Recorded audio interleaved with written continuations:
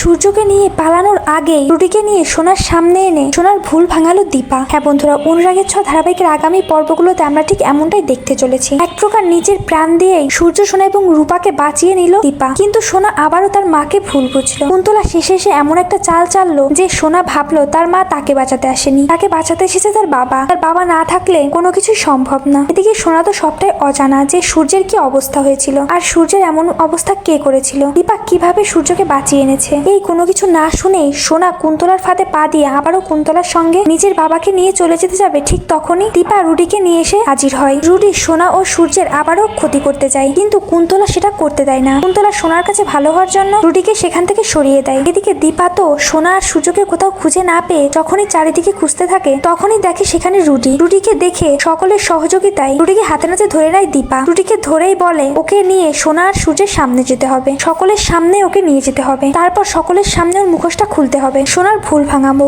বলেই দীপা দেরি না করে সোনা ও সূর্য এমনকি কুন্তলাও সেখানে থাকে রুডিকে সেখানে ধরে নিয়ে আসে আর বলে সোনা দেখ, এই রুডি বেঁচে আছে, যার কারণে তুই প্রত্যেকটা মুহূর্তে আমাকে ভুল বুঝে এসেছিস, আর এই রুডি আমাদের আজকে এই অবস্থা করেছে, তোর এমন অবস্থা করেছে। এমনকি তোর বাবাকেও জীবিত অবস্থায় মাটির নিচে চাপা দিয়েছিল, এমনকি তোর বাবাকেও জীবিত অবস্থায় মাটির নিচে চাপা দিয়েছিল এই রুডি। যা শোনা মাত্রই সোনা পুরো অবাক হয়ে যায়, কি করবে ভেবে পায় না। অন্যদিকে রুডিও সকলের সামনে এভাবে ধরা পড়ে এখন কি করবে বুঝতে পারে না। তো বন্ধুরা, এইভাবেই যদি দীপা রুডিকে সকলের সামনে এনে সোনার ভুল ভাঙায়, রুডির মুখোশটা সকলের সামনে খুলে দেয়, তাহলে সেটা দেখতে তোমাদের কেমন লাগবে কমেন্ট করে জানাতে ভুলো না। পরবর্তী সকল আপডেট পেতে আমাদের চ্যানেলটি সাবস্ক্রাইব করে রাখো। ধন্যবাদ।